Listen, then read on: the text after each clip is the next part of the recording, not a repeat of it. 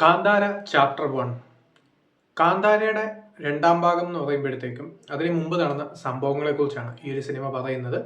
ഒരു കുട്ടിയുടെ ചോദ്യമാണ്. നമുക്ക് ആ ഒരു ഫസ്റ്റ് പാർട്ട് കണ്ടവർക്ക് അറിയാം ആ ഒരു ചോദ്യം എന്തായിരിക്കും എന്നുള്ളത്. അച്ഛനെ ഇവിടെ വെച്ചാണ് കാണാതായത്, എന്താ സംഭവിച്ചത് എന്നുള്ള ആ ഒരു ചോദ്യത്തിൽ നിന്ന് തുടങ്ങിയാണ് ഈ ഒരു കാന്താരയുടെ ചാപ്റ്റർ 1ന്റെ വേൾഡ് അൺലീഷ് ചെയ്യുന്നത്. സോ ഈ മൂവിയെക്കുറിച്ച് പറയുകയാണെങ്കിൽ ഉറപ്പായും ഈ ഒരു സിനിമ രണ്ടാം ഭാഗം ആ ഒരു ആദ്യത്തെ ഭാഗത്തേക്കാളും ഗംഭീര എക്സ്പീരിയൻസ് നൽകുന്ന ഒരു മൂവിയാണ് എന്നുള്ളതാണ് സത്യം.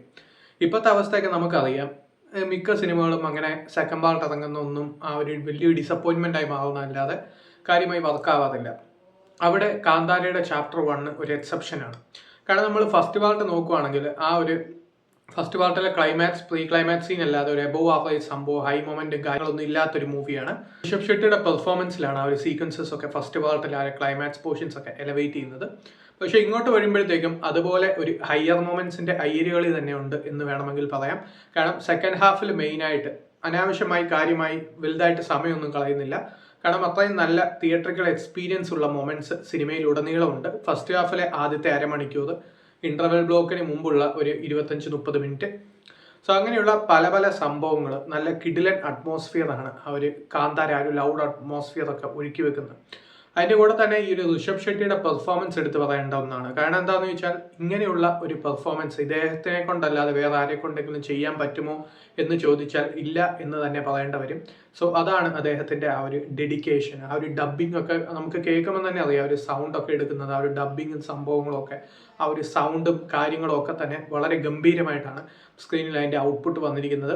അതിൻ്റെ കൂടെ തന്നെ ജയറാമിനും രുക്മിണി വസന്തനും ഒക്കെ തന്നെ നല്ലൊരു പെർഫോമൻസ് ചെയ്യാൻ സാധിച്ചിട്ടുണ്ട് എന്നുള്ളത് ഈ ഒരു മൂവിയുടെ വലിയൊരു പോസിറ്റീവാണ്. പിന്നെ പറയുകയാണെങ്കിൽ ഈ ഒരു മൂവി ഫോക്കസ് ചെയ്യുന്ന ആ ഒരു കാന്താരയുടെ അറ്റ്മോസ്ഫിയർ അല്ലെങ്കിൽ ആ ഒരു കാന്താരയുടെ സംഭവങ്ങൾ ഡബിൾ ട്രിപ്പിൾ എഫക്റ്റിലാണ് ഓഡിയൻസിൻ്റെ മൈൻഡിലോട്ട് എത്തുന്നത്. അത് യുദ്ധത്തിൻ്റെ സീക്വൻസസ് ആണെങ്കിലും പിന്നെയുള്ള പല പല ഗംഭീര high moments, goose bumps moments ഒക്കെ ഓഡിയൻസിൻ്റെ മൈൻഡിലോട്ട് എത്തുന്നത് വളരെ നല്ല രീതിയിലാണ്. കാരണം ആ ഒരു ലെവൽ മേക്കിംഗ് ഈ ഒരു സിനിമ തരുന്നുണ്ട് എന്നുള്ളത് ഈ സിനിമയുടെ പ്രധാന പോസിറ്റീവാണ്. നെഗറ്റീവിൻ്റെ കാര്യം പറയുകയാണെങ്കിൽ നേരത്തെ പറഞ്ഞ പോലെ തന്നെ കോമഡീസ്. നമുക്കറിയാം, ഒരു കന്നഡ മൂവീസിൽ വരുന്ന കോമഡിയൊക്കെ നമുക്ക് കേട്ടാൽ തന്നെ അറിയാം, നമുക്ക് കൂടുതലും വർക്കൗട്ട് ആവില്ല. പക്ഷെ 1-2 പേരൊക്കെ ഇരുന്ന് ചിരിക്കുന്നുണ്ടായിരുന്നു. സോ അങ്ങനെയുള്ള ചിലർക്ക് വർക്കൗട്ട് ആവും, ചിലർക്ക് വർക്കൗട്ട് ആവില്ല. എനിക്ക് വർക്കൗട്ട് ആയില്ല. സോ കാന്താര തീർച്ചയായിട്ടും ഫസ്റ്റ് പാർട്ടിനെ തോപ്പിക്കുന്ന അല്ലെങ്കിൽ ഫസ്റ്റ് പാർട്ടിനെ വെല്ലുന്ന ഒരു ഗംഭീര എക്സ്പീരിയൻസ് നൽകുന്ന ഒരു ഗംഭീര സിനിമയാണ്.